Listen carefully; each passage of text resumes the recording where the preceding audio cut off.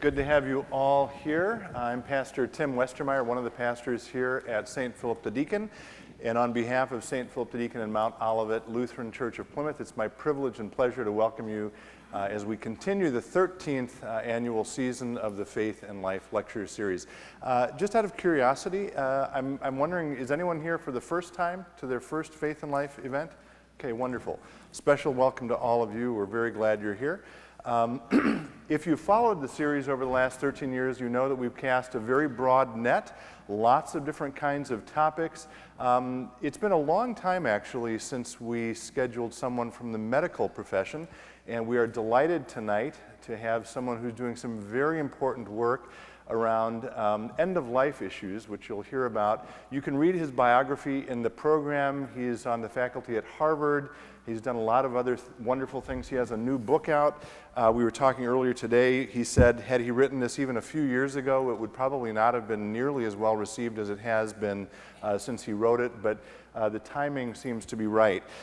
You can pick this up, by the way, and he will sign it following our talk. I always like to add something about our speakers that's not indicated in your bulletin. So what I will tell you about tonight's speaker is I wrote him, oh gosh, it's been over a year ago now, easily. And you know, the sort of table stakes for our speakers is that they're Christian. But we cast such a broad net that it's not always easy to tell if they're Christian based on their resumes. So I had a hunch that he was, but it didn't say that in his CV. So I wrote him and said, you know, here's what we're kind of doing. Is this the kind of thing that would interest you? Assuming we would have a conversation. Instead, he just wrote back and said, I'd love to do it. And so then I had to back up and say, okay, just there's no easy way to ask this, but you know, one of the things we assume about our speakers is that they're Christian. And so then he writes back and starts quoting the New Testament to me in Greek, talking, and he is, I will tell you, he's our first Eastern Orthodox speaker, so that's one distinctive thing. And after he graduated from college, he went to Mount Athos for a month to live with monks. So maybe he'll tell you about that later. In any case, we are delighted to have him. Will you help me welcome Dr. Angelo Volandres?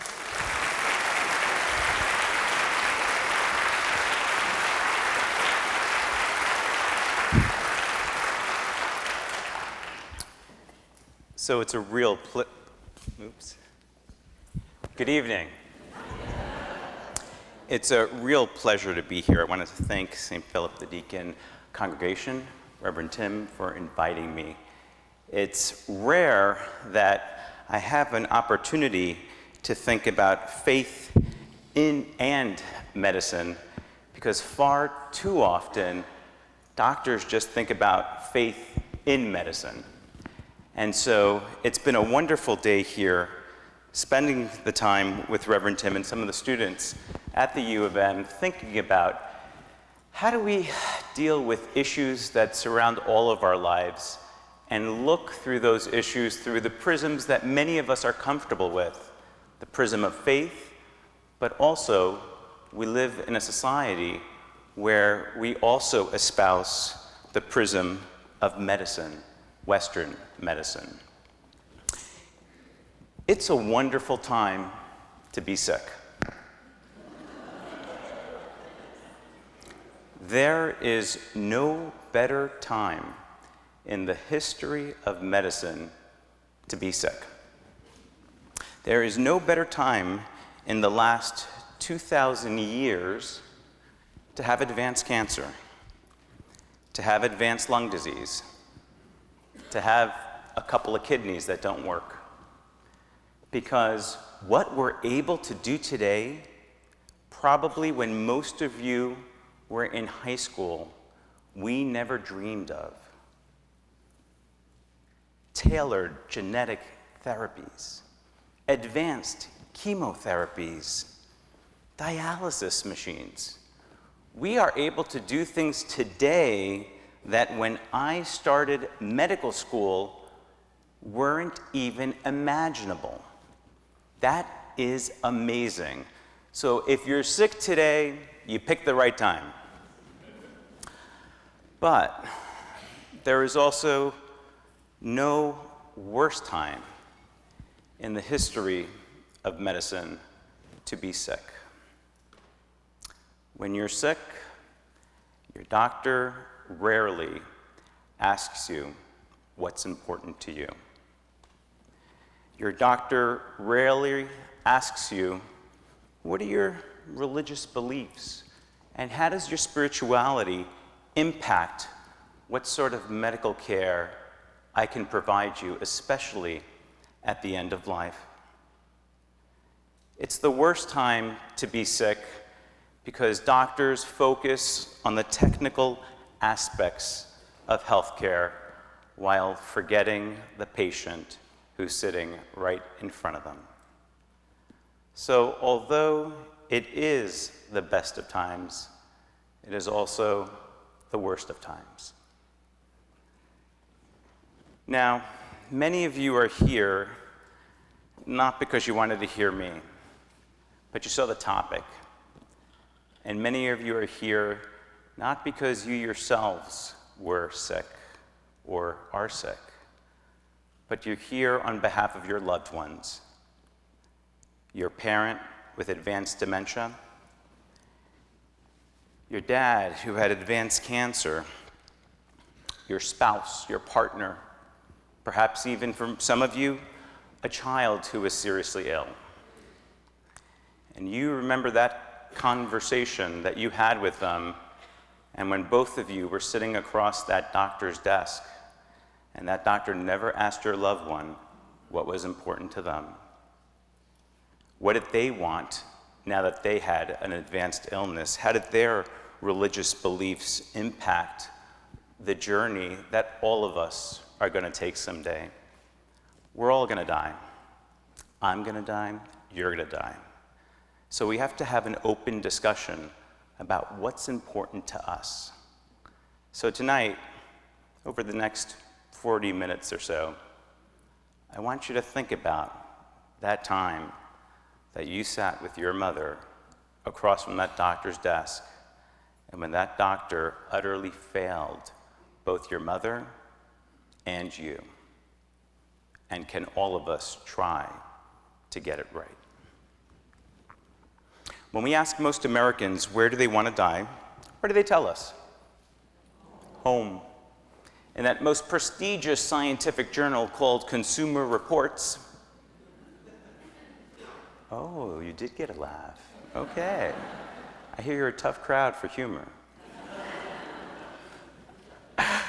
In that most prestigious journal called Consumer Reports, nearly 90% of Americans, 90%, when asked, want to die at home, surrounded by their loved ones, and focused on comfort.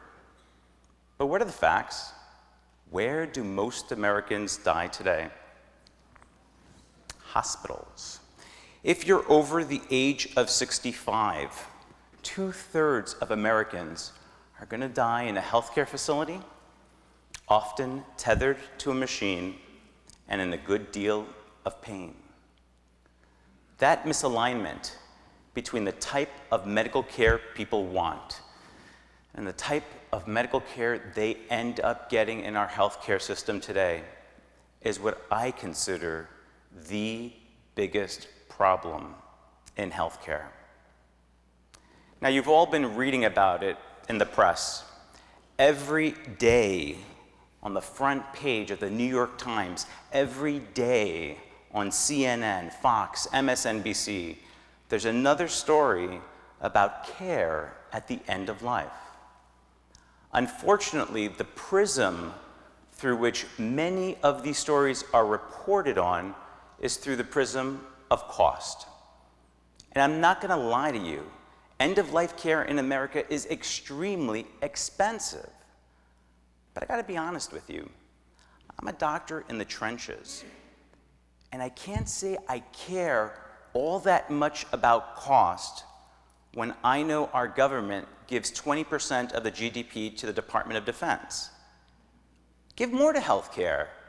Did you ever feel that you got enough healthcare?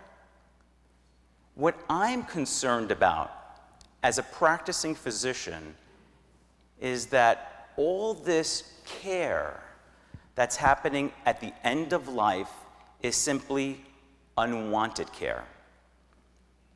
When you tell your clinician, you know, doc, if I have an advanced terminal illness, please focus on comfort. Please focus on letting me have whatever time I can have with my family. And if we in the healthcare system can't deliver that, then that's a problem. That's unwanted care, and we should call it for what it is. It's a medical error. It's no different than a doctor who operates on the wrong side of the body. It really isn't. You know, if I told you that there's a doctor in your local hospital who doesn't amputate on the right side of the body, you would never go to that hospital. But when I tell you that that same hospital delivers care at the end of life that many patients simply would not want, we still end up going to that hospital. No more. Although in every advertisement in American healthcare today, you hear about this thing called patient-centered care, I'm going to be honest, it ain't patient-centered. You know what it is? It's doctor-centered. When you come and meet me, we're going to have a conversation, but I'm going to write the rules. I'm going to ask you about your medications. I'm going to ask you about allergies. I'm going to ask you about your surgical history, but I'm not going to ask you about what's important to you. I'm not going to ask you what your religion is and if that actually has an impact on the type of care that you want. Why is it? Why can't all of us take back our health care? You should be in the driver's seat, not me. So why is it that we live in a healthcare system where so much is going wrong at the end of life?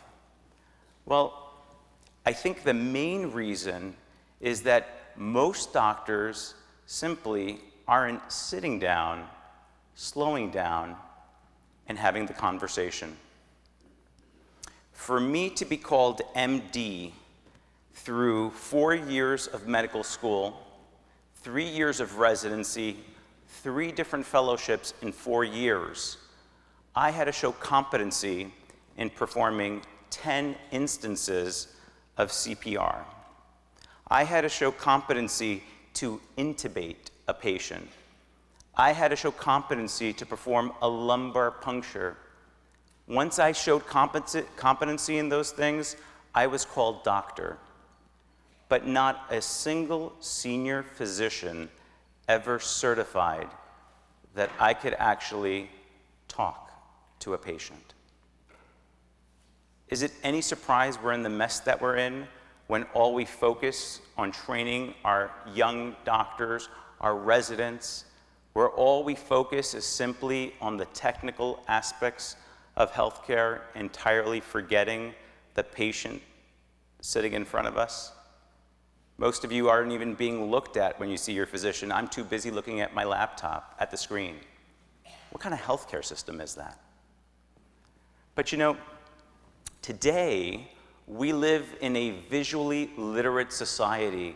Sometimes words may not be enough.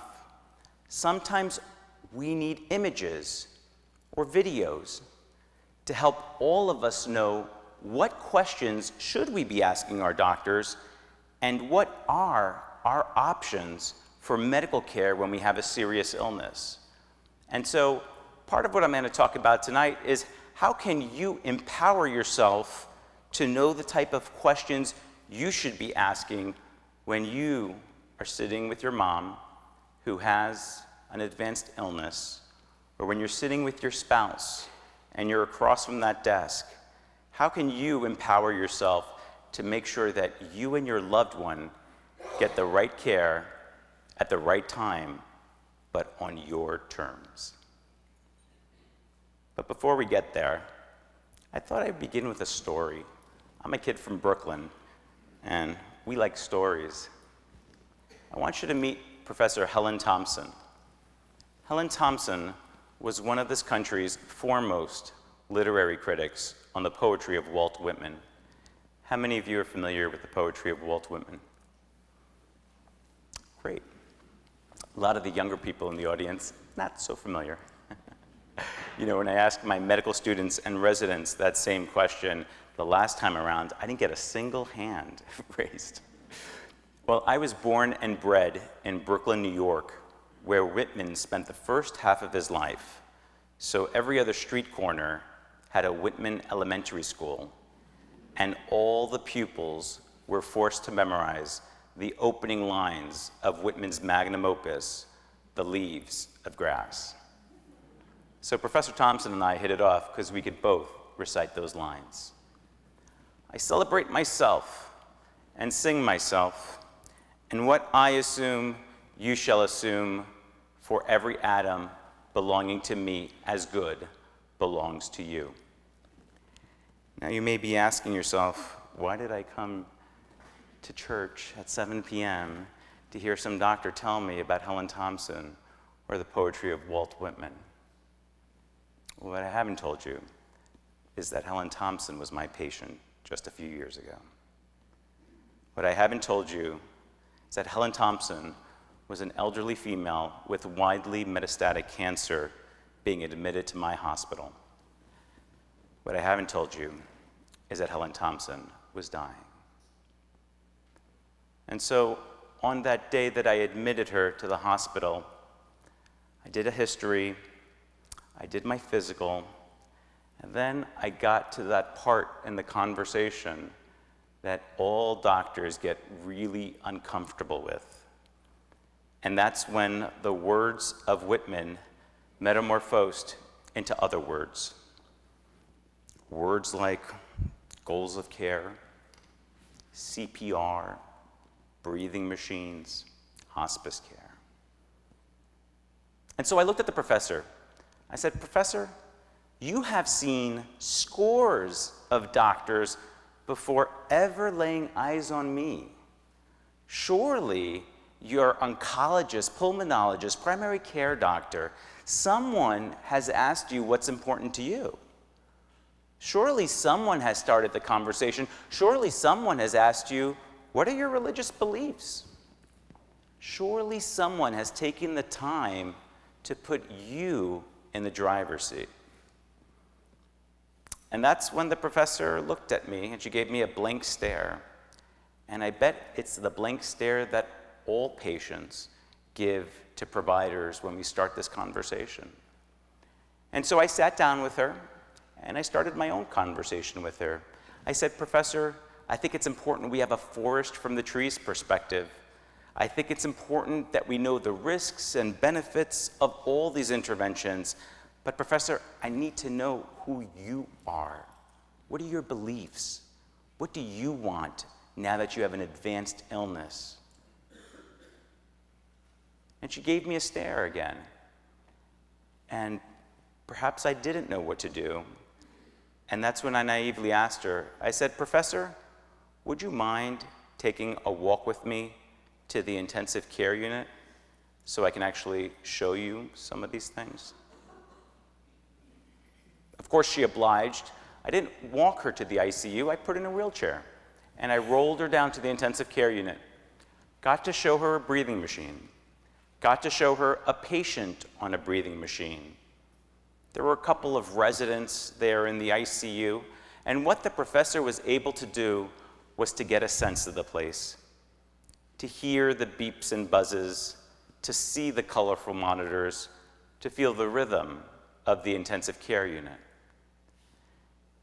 Now, as fate would have it, I obviously didn't plan on this, but there was a code blue in the ICU, and that's when I immediately whisked the professor out of the intensive care unit, but not before she caught a few glimpses of CPR. When we went back to her room, she looked at me and said, words, words, words. Angelo, I understood every single word that you said before. CPR, breathing machines, hospice. I am, after all, a professor of English. but I had no idea that's what you were talking about. Doesn't look like that on television. And that's when it occurred to me, at a young professional age, that so often in healthcare, we as doctors sometimes try to have these conversations, but patients and families often think about television, where the miracle cure for your advanced cancer is right around the corner, where everybody in the hospital survives CPR, and where everybody on a breathing machine looks like George Clooney. Third time they laughed. Reverend Tim, you led me astray. A pastor leading me astray. So after that experience, I started taking all my patients and their loved ones on their own personal tour of our intensive care unit. And what I did is I not only took my patients with a serious illness, I took their families. I brought them to our intensive care unit. I brought them to our dialysis unit. I sat down and told them, look, I know you've seen so many doctors and no one's actually started this conversation, but I think you need to ask these questions of any doctor. What's important to you? What's a good day? And if you're not having a good day, what do you want me to focus on? Quality of life? Quantity of life? Are there any events coming up that I need to bear in mind when we're making these sort of decisions? Is there that 50th anniversary that you'll do anything to make? Is that grandchild's graduation that you'll do anything to be there? Have you spoken to your pastor about what your beliefs are and how that impacts these sort of decisions? Have you reflected on what it means to suffer? What does it mean existentially? What does this life mean? How does that impact what I do? Now, the nurses quickly realized what I was doing. Nurses are the smartest people in the hospital. Don't be led astray. It's not the doctors, it's the nurses. And the nurses loved what I was doing. In fact, they encouraged me and would even tell me which patients to bring. Unfortunately, there were other nurses who quickly put an end to my tour business because they knew I was breaking patient confidentiality. And so here's the conundrum that I was left with. How could I help patients and families know what questions to ask themselves, to ask their doctors? How can I let people know what their options are for medical care when they have a serious illness? And that's when a group of us came up with the idea of creating short films to help patients take back healthcare. What if you knew all the questions you needed to ask your doctor? What if you knew your medical options? You went home, you went on YouTube, you saw a video that laid it out for you, and then you went with your mother with advanced cancer and then saw the oncologist. Is it possible that if patients are in the driver's seat, they would actually do a better job of delivering end-of-life care than we doctors do? I think so. And so that's what I'm going to encourage you to do tonight, is take back healthcare. Don't let that doctor, that hospital, that healthcare system dictate the type of care that you end up getting, but why don't you start the conversation with your doctor? Why don't you ask the questions that are important to you? I know that all of you have horror stories when it comes to doctors. I do too, because I'm up here not only as a doctor, but as a son. And so I see firsthand with my own parents what it's like to get bad care in America today. But you know, I think it's important for all of us to recognize that the solution to this really is in your hands, but also in our community's hands. What if we made it the new normal to talk about this? What if this Thanksgiving, instead of just watching football and eating turkey, you actually sat down with your kids or your spouse, and you actually had a conversation about what a good day is for you. And if you do have a serious illness and you're not able to do those things that give you joy and happiness, what sort of medical care would you want? What if all of us, after Sunday church, we actually talked about this as a congregation?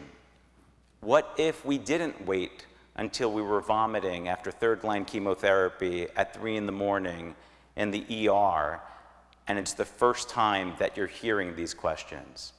Can we, as a community, take back healthcare? I think we can.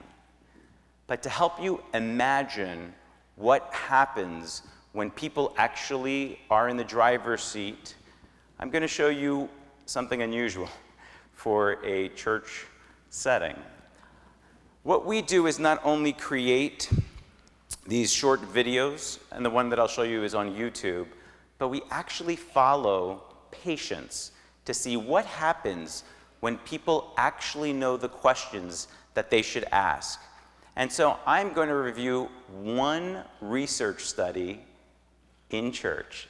You'll never have it done. I'm sure most of you have not had a research study in church, but I think it'll help you understand what's possible as a community if you all knew the questions you needed to ask and you actually knew your options. What we did at my hospital, Massachusetts General Hospital in godless Boston,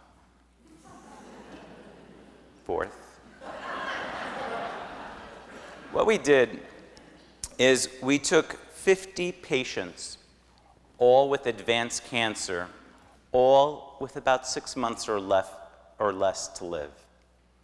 And what we did is we split the group, we randomized the group into 2 groups. Half of the group had a discussion about what was important to them and what sort of medical care they wanted now that they had advanced terminal cancer. The other half had the same discussion, but then they saw a short video that explained to them, these are the questions you should ask your doctor, and these are your medical options. And just so that we're all on the same page, these are the 3 options that everybody in the state, everybody in America has when it comes to medical care. They're called life-prolonging care, limited care, and comfort care. Just so that we're all on the same page, with the first one, life-prolonging care, that essentially means the goal is to prolong life, regardless of the toll in terms of pain and suffering. If you choose this, that means you do want CPR attempted. You do want to be placed on a breathing machine. You do want to be in the intensive care unit. With the middle category, limited care, it's essentially hospitalization, but without the ICU. And then the third category is comfort care, which is essentially focusing on symptom relief.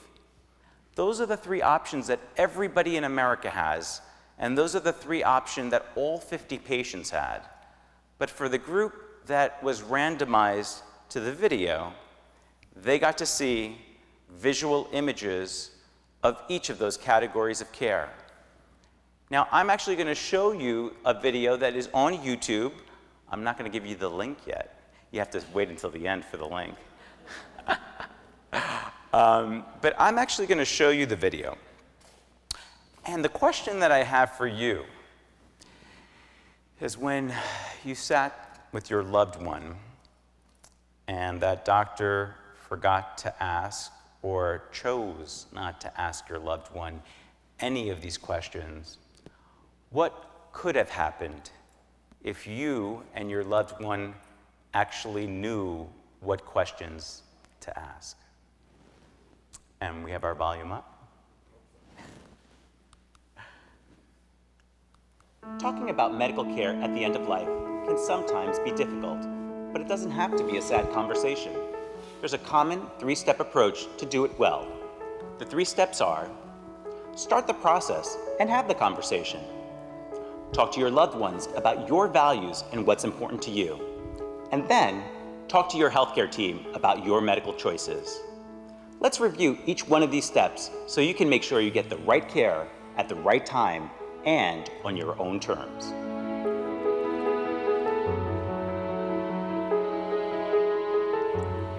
Don't wait for your doctor to start the conversation. Start the discussion on your own with family and friends. Here are 4 questions that can help start the process. What kinds of things are most important to you? What concerns do you have about getting sick or needing medical care? If you were very sick, are there any specific medical treatments that might be too much for you? And finally, what are your spiritual, philosophical, religious, or cultural beliefs that would influence your medical decisions? Considering these questions is only the beginning. These reflections are not a one-time event, but a process that you should return to over time.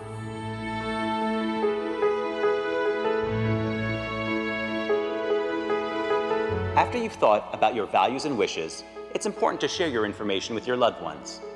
Holidays are a good time to start having these discussions with the people you would want to be around if you became very sick. Pick a calm and quiet place to talk. The talk doesn't have to have a certain structure, let it just happen. And you don't need to establish everything with one conversation. After the conversation, I often tell my patients to use their cell phone or tablet to film themselves telling their loved ones what is most important in their lives regarding medical care. They can then send the video to them. And if you are ready, complete the appropriate legal paperwork. Now you're ready to complete the last step, talking with your healthcare team.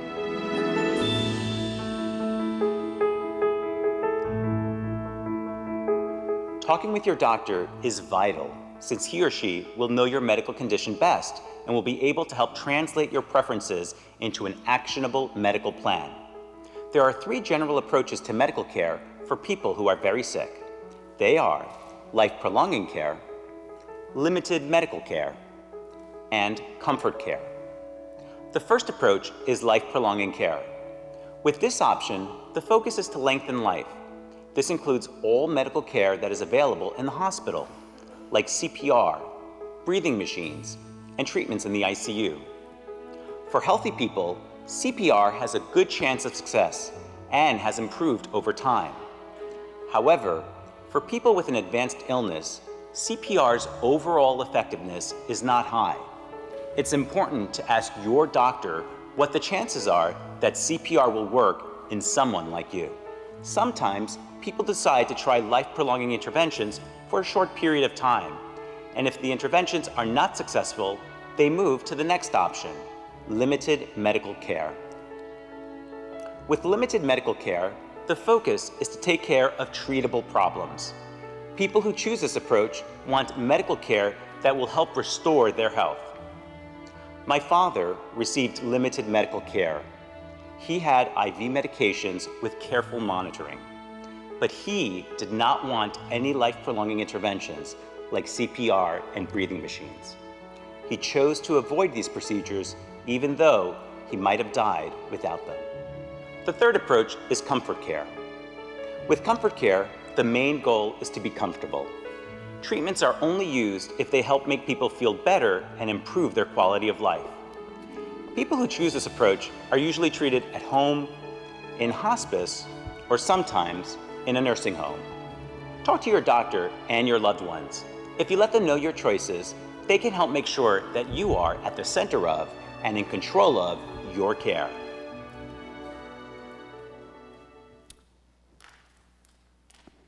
Did the doctor that took care of your loved one have a conversation like that with them? Did the doctor taking care of your loved one speak at a literacy level that was about 5th grade, so that if English wasn't your first language, you could actually understand what the heck the doctor was asking you? Did the doctor speak at a slow enough pace that a sick person who's vomiting can actually understand what they're asking them? Or are they speaking like this, which is my normal tone when I talk like I'm from New York, because I am? Are any of our doctors routinely having conversations like that? You're all shaking your heads, and I wish I had a mirror so that you could all see each other. And many of you are giggling. If I was up here and I said, most of your doctors are not amputating the correct side of the body, I bet not a single one of you would be giggling. But why is it that when we talk about care at the end of life, we sort of say, well, that's just the way it is. No more. We can take back healthcare. Patients, families can take back healthcare, but you need to empower yourself with the questions that you need to ask and the knowledge of what are your medical options. Look, I'm going to be honest with you. I'm a doctor, and I see patients in the hospital, and I have 22 patients on average in the hospital. Those are really sick patients, and I have about 12 minutes to see each patient. I don't even have conversations like that. And I think and breathe this stuff every second of every day. But what a great idea if patients could help me to remind me by saying, hey, doc, I actually know some questions, and I think it's important that we talk about, who I am, what my religious beliefs are, and where I am on my journey with this illness. How refreshing if a patient reminded me of my responsibility to you to make sure that you are always at the center of care. It's not a patient-centered care model that we live in today. It's truly doctor-centered, and we need to change that. Remember those 50 patients? Half of them had a conversation, the other ones had a conversation and saw a video. What do you think people wanted? So in yellow, we have life-prolonging care, in blue, we have limited care, and in green, we have comfort care. I am going to do the unthinkable in church and actually ask someone to take a guess. Dr. Stoltenberg, what do you think in the verbal arm, the group that just had a conversation, what do you think the distribution of preferences were? Out of 100%, you can't go wrong. That's why it's okay in church to ask you, because it's a guess. What do you think people wanted? And you're allowed to ask your 3-year-old granddaughter for help. What percentage? 60, 30, 20. Now we're going to ask Dr. Stoltenberg's son's 3rd grade teacher, who's sitting in front of him, to also, it's like a cluster over there of people who know Mark Stoltenberg. It's amazing. So his 3rd grade teacher, what guess would you say for the people who only had a verbal discussion? What do you think? 50%, which one?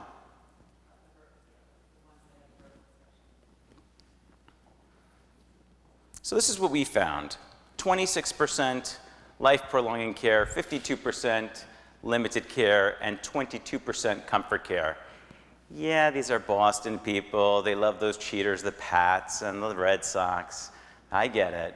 But your guesses weren't all that far off. What do the two of you think about the group that actually saw the video that explained to people what are the questions you need to ask and what are your medical options? Dr. Stoltenberg? What? Give me percentages. I'm a numbers guy.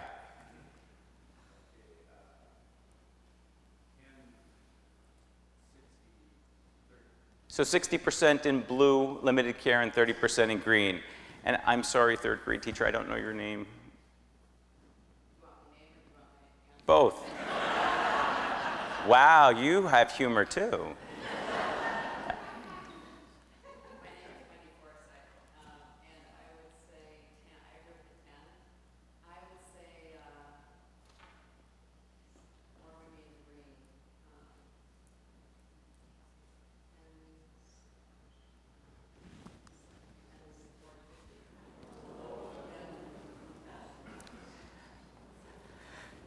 Not a single person wanted life-prolonging care. The overwhelming majority wanted comfort-oriented care. And the funny thing is that that column looks like what Consumer Reports tells us most Americans want. Is it possible that if Americans understood and empowered themselves with the questions that they need to ask of themselves and of their doctors, that if Americans actually understood you have options, you have choice when you're ill, that Americans would do better at navigating this crazy healthcare system that we doctors have designed with the healthy patient in mind, not the seriously ill? Is it possible that patients and families will do a better job of navigating this crazy healthcare system? I think the answer is a resounding yes. I don't think it's a subtle argument. If patients, if you all actually understood what are the questions you need to ask yourself, what's the conversation that you need to have with your kids this Thanksgiving, I think we'd live in a very different healthcare system in America today. And just so that we're clear, this is what American healthcare is like today. We try to have conversations, and about 2/3 of people are still dying in our hospitals and our healthcare facilities. But can we imagine a time, can you as a community imagine a time where all of you actually are in charge, where you know the questions you need to ask, where you know your medical options? What do we see? Most people wanting to focus on quality of life, not quantity of life.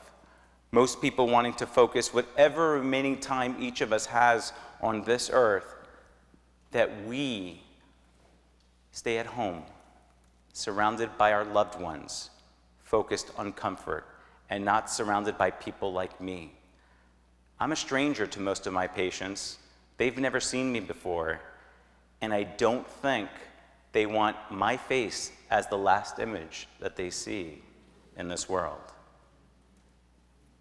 Look, back in Brooklyn, if you did anything upon my body against my will, it was called assault and battery.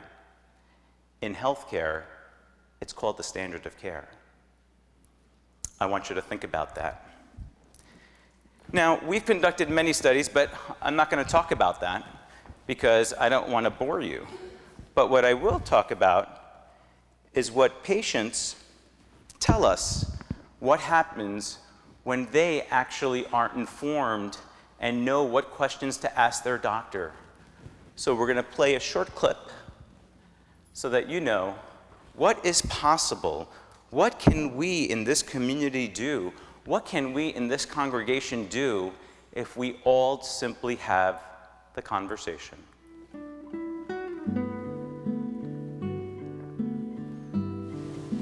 You explained what the disease is, and I heard you, but I didn't understand you.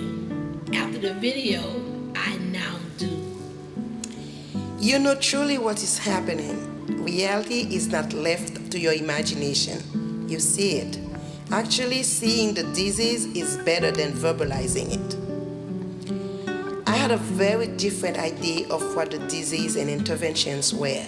This video was totally different. When a doctor's talking with me about a disease or something like that, hey, I have ideas in my mind about it, but if you really see, a real person who actually has it, then you really get it. Yes, I have my own idea of what this disease was. After seeing it, it was very different. You get to see the real people, real patient, real disease with the disease. Video makes it concrete and easy to connect to. Video is much better than talking. People don't understand what you are saying. I am a picture person. I am a better learner visually. All of us have to take back healthcare. There are a lot of changes that are occurring in America today. when it comes to healthcare. And I know that many of you are confused, many of you are scared, many of you are worried. Will I get the sort of care that I want when I have a serious illness? Will my mom get the care that she wants when she has the advanced stages of Alzheimer's disease? Will my spouse get the type of care that he wishes and that he deserves? Look, we've partnered with over 200 places in nearly 25 states across the country, and we believe that as a community, you can change healthcare. Don't let the government, don't let doctors who don't want to talk about this, don't let anybody dictate what sort of care you get when you have a serious illness. You can empower yourself. And just to give you a possibility, what is possible when a community gathers together and says, we're going to prioritize this? We have been working with an entire state where the entire state focuses on having the conversation. And that state is the Aloha State, Hawaii, where all 15 hospitals, all 50 nursing homes, all 10 hospices, all 600 providers, 600 doctors, and all 1.4 million residents of the state are prioritizing having the conversation and educating patients and families with tools like video so that when they get sick, they know what questions to ask. How many of you have been to Hawaii? Oh, wow. Wow, I didn't expect that. I had never been to Hawaii. For a kid from Brooklyn, they asked me, do you want to come to Hawaii? What kind of question is that? 31 trips later, 3 years later, the entire state is just changing everything in healthcare. But the funny thing is, where are these conversations taking place? Not just in the hospitals. Churches are actually having the conversation. There's a set Sunday where after services, people sit down and have the conversation as a congregation. I can take care of one patient at a time. I can help one family at a time. Every doctor can try to do that, or there are 10 times the number of clergy than there are doctors in this country. Imagine if every church opened up its doors and its hearts to having the conversation. And the neat thing that we did in Hawaii is a video of me, I don't look Hawaiian, wouldn't really work in Hawaii, so we actually refilmed the video and we used the chair of medicine at the University of Hawaii, who looks a lot more Hawaiian. And although we had created a Spanish version of the videos, there aren't many Latinos in the state of Hawaii. So what we did is, there sure are a lot of Chinese speakers. So we created Mandarin and Cantonese videos. But why stop there? We actually created the Filipino languages, which are very common in Hawaii, Ilocano and Tagalog. We even created videos in Japanese, Korean, Vietnamese. But when we looked at the most vulnerable populations, it was the minority populations. So we created the first ever Samoan video and Marshallese or Chucky's video. And what's remarkable, this is a 3-year experiment, and halfway through, people are getting the type of care that they want and that they deserve. The first hospital that ever started prioritizing the conversation decreased hospital deaths by 30%. 30%. People are having the conversations in record numbers. What's possible if we as a community gather together and open our hearts to having the conversation? So, in the remaining time we have left, we're all on a journey. I too am on a journey. I didn't think 15 years ago when I entered medical school that I would be up here talking about care at the end of life. But I thought it would be important for you to understand why I do what I do. And so I wanted to share a story. This is from the book called What Else? The Conversation. But I wanted to share a story of what got me interested on this journey. And I just want you to think about the following question. Was the patient that I'm going to speak about right now, was that or will that be your loved one, or perhaps someday even you? Taras Skripchenko was a living part of American history. As I later found out, Taras was an ethnic Ukrainian who had emigrated to the United States. He was one of the lucky few who escaped the chaos that took over during the months before World War II. Taras wanted to start over, to rewrite the opening chapters of his life. At 18, he found a new home in a Ukrainian enclave in one of the mining towns of Appalachia and quickly found labor in the coal mines. For years, he led a life of unremitting physical toil, working 12-hour shifts 6 days a week. Unfortunately for Taras, a lot of the detritus from smashing coal dug its way deep into the lining of his lungs. It would also plant the creeping cancer that would devastate him decades later. This once hulking mine worker had dwindled to a mere whisper of his former muscular self.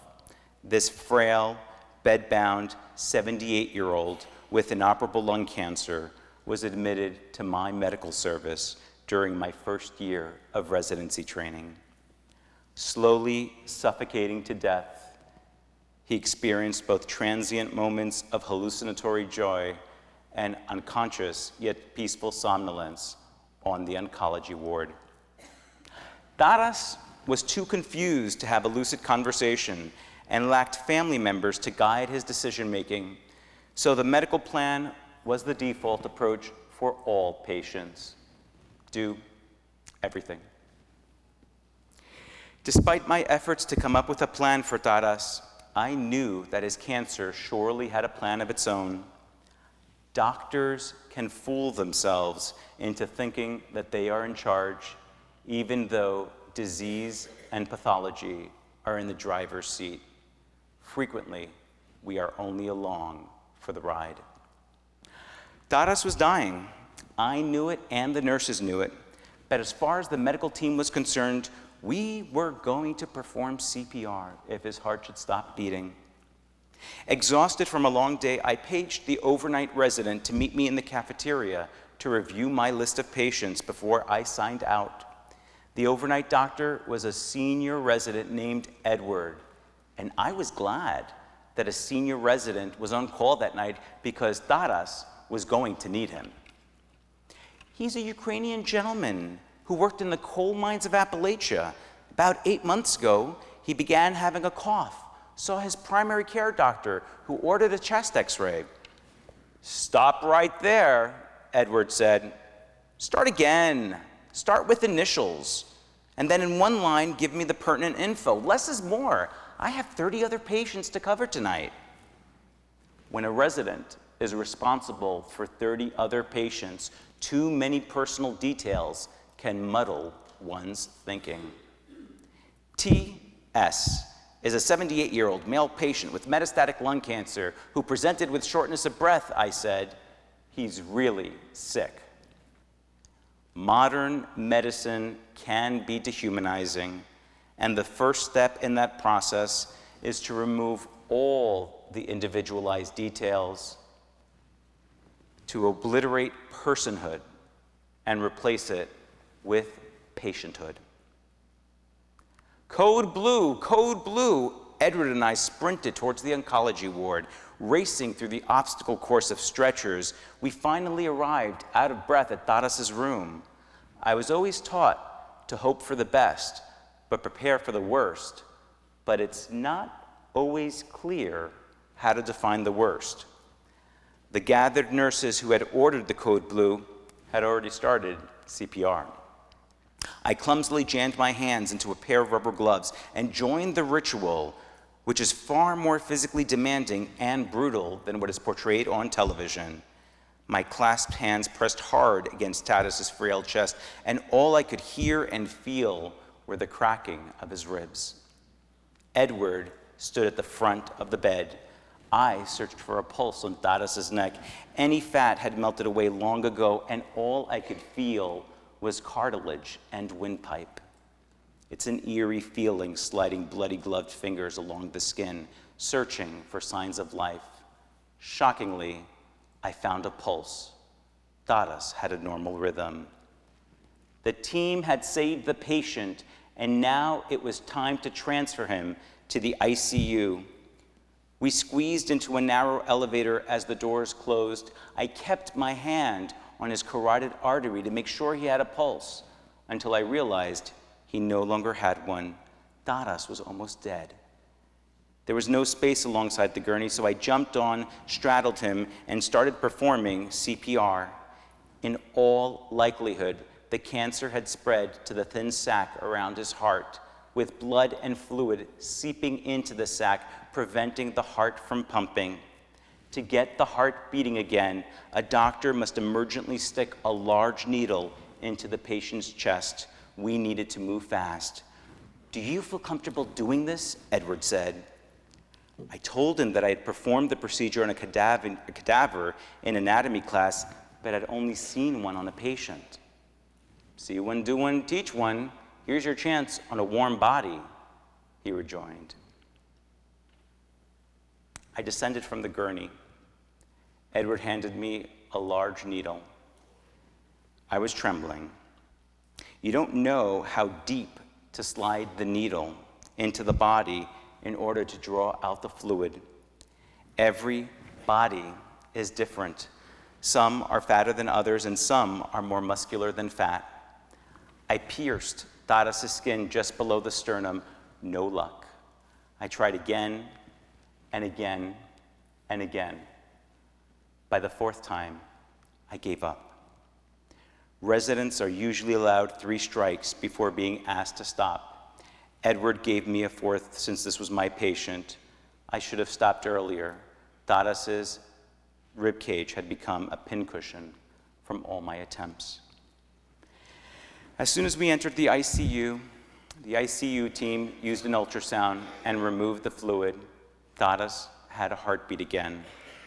Tatus's care was now being managed by the ICU team, so Edward and I headed back to the cafeteria to grab some coffee.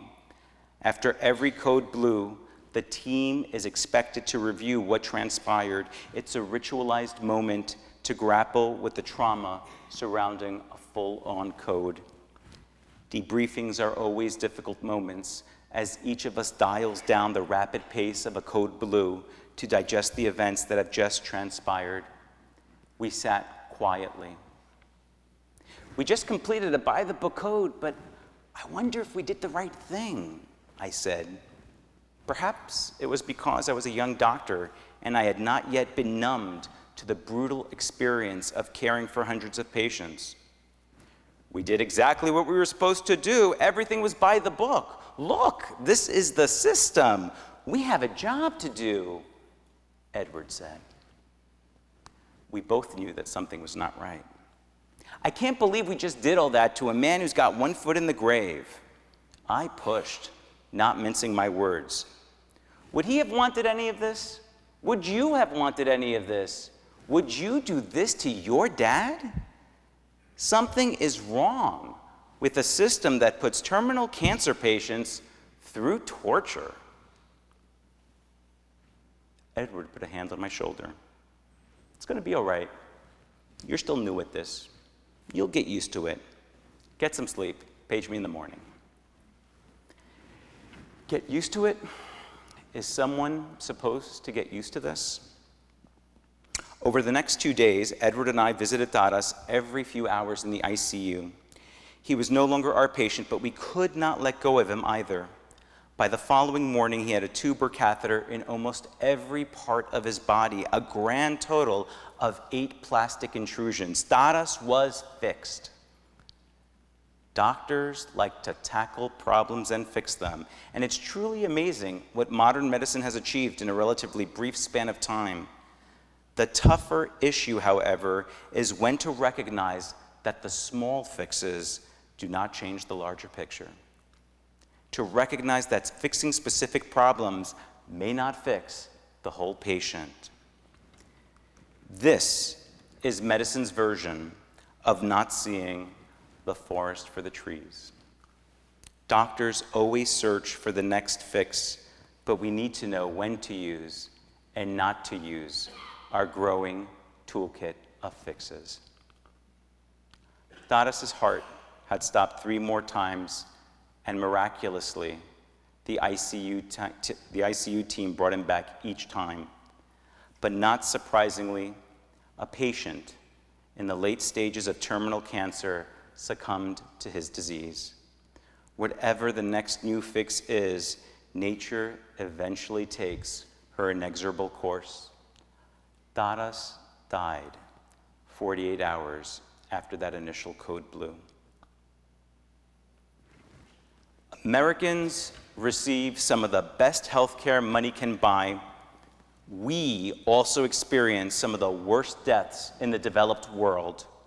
The primary reason we experience such horrible deaths is doctors' failure to openly discuss medical care with seriously ill patients. Taras Skripchenko died 15 years ago. I have since witnessed hundreds of deaths, but his, which I experienced during the formative years of medical residency, haunted me for the first decade of my life as a young physician. I tried to struggle with that drama that had just unfolded in front of me. Today, I am a full-fledged medical doctor, a senior physician, and teacher of others, yet I still think about Taras each time I meet a new patient. A new beginning, a clean slate, but also a potential TS. Thank you very much.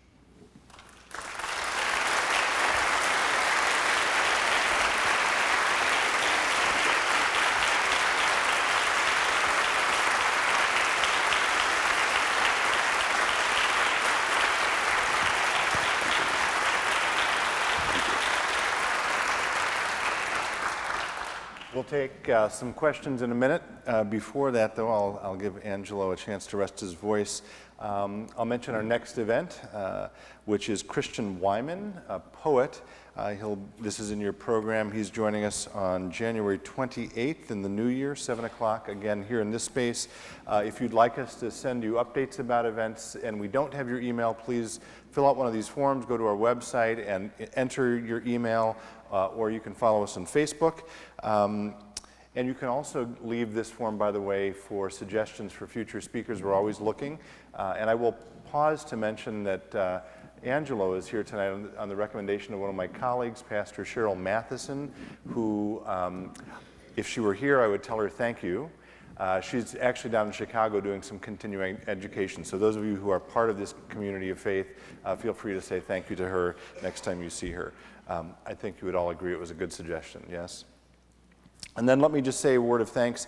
From the start of these events 13 years ago, they have never been on the budget item of the church's budget. They are supported 100% entirely by the gifts of individuals and corporations. Those are listed in your bulletin, your program, sorry, occupational hazard.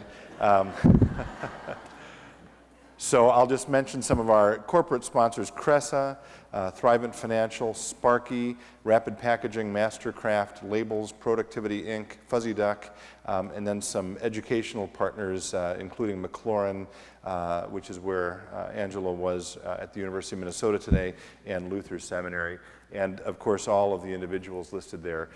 Many of them are here with us tonight. Would you please give them your thanks for being able to join us at no cost?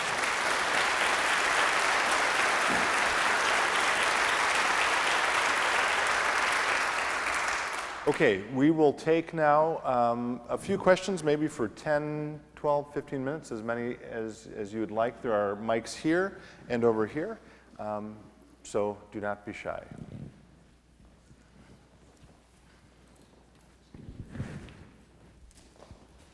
Thank you so much. As someone who is dealing with an almost 100-year-old father who is on the path that you describe, although he is not seriously ill, he is in an institution. You discuss the patient and the physician and the need for the conversation. There is another participant that you did not mention, and that is the government regulations passed by legislatures in goodwill that create an environment where the institutions, to cover their behinds, to follow the regulations slavishly, create a very inhospitable reality and deny the conversations in many ways. Can you address that, please? Absolutely. And that is a wonderful question that a young lady all the way in the back also asked me, but was too shy to come up and ask. Okay. I am paid $10,000 a day to keep your loved one in the intensive care unit each day. I am paid $150 if you choose hospice, and I am a hospice social worker or nurse that comes to your home and only gives 1 or 2 hours at most care that you want. I'm not going to lie to you. We live in a crazy healthcare system that is willing to pay $25,000 for fourth-line chemotherapy for a patient in the advanced stages of cancer who has not benefited from first, second, third, or fourth line, but that oncologist will get reimbursed $25,000 for an extra week of life where there is absolutely no quality. This is the healthcare system that we live in today.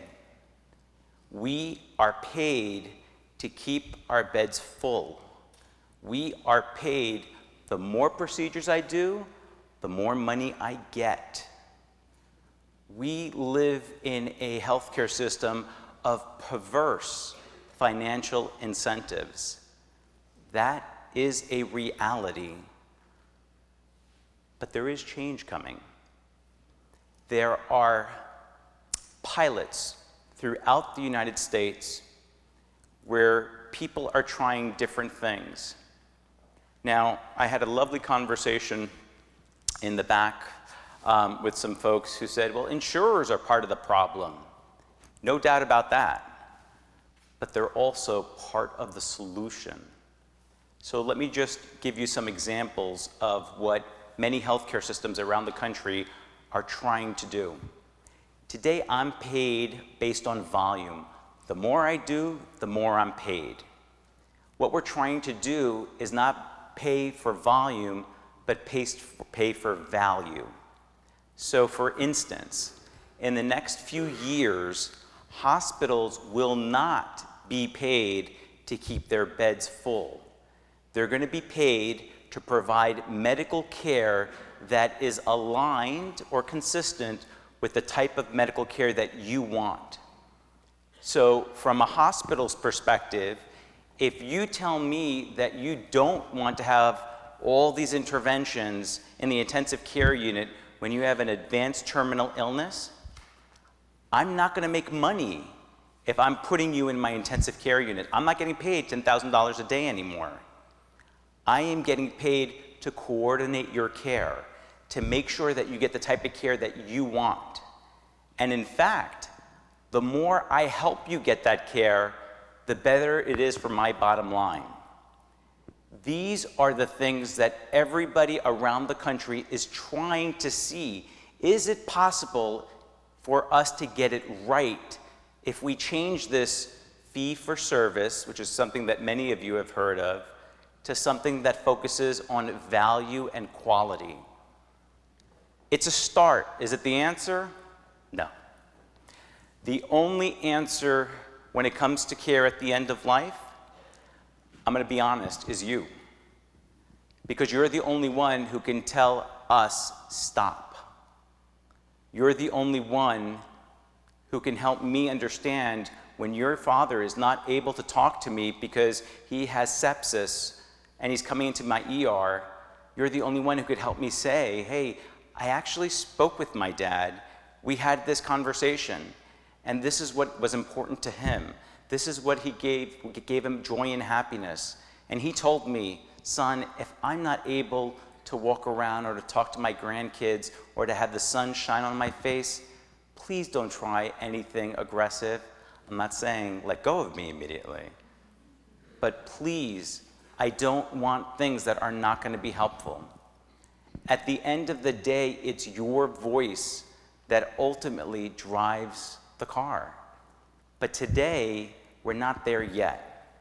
And so I think there's a lot that's happening in healthcare that's slowly getting us there. But I also think it's important that we as people, as citizens of this country, I think it's important that we tell our elected officials, this is crazy. Why are you willing to give $25,000 to a chemotherapy agent that we know doesn't help, but you're not willing to pay $25,000 for that hospice nurse to come and change me to make sure that I'm not in my urine or feces? Why is it that we live in this healthcare system? Well, I'll be honest, because it's doctor-centered. If you, as a son or daughter, tell your doctor, hey, look, I want to do the best that I can to make sure that I honor and respect my dad, maybe we could meet halfway there. A lot of doctors don't want to talk about this. You know why? We weren't trained to have this conversation. The crazy thing is, and you mentioned it, Medicare is now paying doctors to have this conversation. You all heard about it on Friday, right? Or many of you? So Medicare will now pay for me to have a conversation with you as if talking to your patient wasn't part of your duty.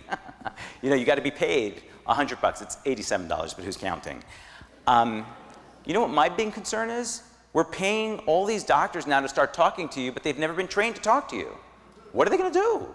Could you imagine if Medicare said, I'm going to pay $13,000 for a cardiologist to do a heart catheterization, but they didn't make sure that the doctor was actually trained to do a heart catheterization? I mean, we're paying these doctors now to talk to you, but it's the first time we're talking to you. So there is change afoot. We're trying. It's not fast enough. And as you all know, healthcare and politics and culture, that nexus is a tough one to navigate. But I am sure if you all, as a community, as a congregation, get together and at least raise awareness of this, we're off on the right foot. Thank you for your question. Yes? Well, I certainly hope that the changes that you're proposing will come to pass, but in light of the experience that I had, I have certain doubts. And maybe it's because my experience wasn't an end-of-the-life experience. Does that make a difference? But at age 46, 20 years ago, I was in the hospital and told that if I didn't have a certain surgery, I might not live. And I said, I do not want the surgery. I'll take my chances. I refused the surgery. They said, we want you to have the surgery. Sign here your permission for us to do the surgery. I said, no, I will not sign. I do not want the surgery. They wheeled me into the operating room and did the surgery without my permission, with my express lack of permission. Later, after I got out of the hospital, they sent me the form and asked me to sign it again. I sent it back and said, no, you didn't have my permission then, you don't have it now. I talked to a friend who worked in a different hospital and asked if I had a right to sue. He said, probably not, because they have the legal right to operate on you if they think your life depends on it, with or without your permission. Is that true? And if so, where does that put us? So I'm going to be honest with you.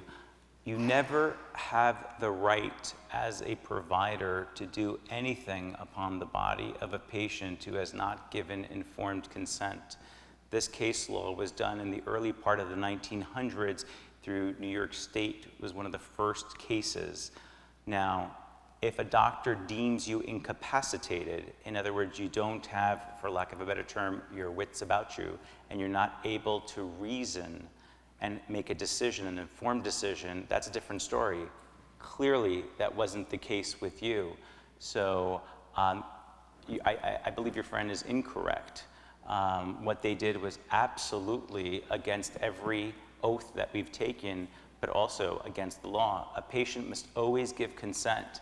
And what a lot of us are worried about is that that rule we often think about when we have a patient who has an operation, but that rule also applies at the end of life. How many times am I doing procedures on a patient with an advanced illness who never gave me consent? Dadas never gave me consent. I just assumed he wanted everything. And at the end of the day, when it comes to care at the end of life, it's an issue of informed consent. Thank you. Yes? Let's take one more. One more. Last question, sorry. Okay, thank you. I'll make it quick. I'm sort of a do-it-yourself person, and when speaking about end-of-life issues, I've always thought one way to handle it is to do it yourself. That is to say, don't involve the medical establishment. There's a lot of ways you could do this. In a civilized manner, you could swim out to sea and just stay there. Another way is you could go to Holland and light up and puff yourself into the comfort zone, shall we say, you know. By the way, this is what the Maya do, is a gesture of thank you and adios and all that. They say, this kind of says it all. Thank you from the heart. So, just to be clear, what we talked about for the last hour had nothing to do with the question that was up. I'm going to, answer the question, but I'm going to make the point that what we are talking about affects 3 million Americans every year. How each of us dies, there's 3 million Americans who die in our country every year. And I am concerned that there are 3 million people who don't have access to high-quality end-of-life care, that they don't have access to the best palliative care doctors in the country, that they don't have access to hospice, that they don't have access to controlling their pain and having their voices honored and respected. That's what I talked about for the last hour. All right. And I will end with that. Thank you. before you leave, just wait.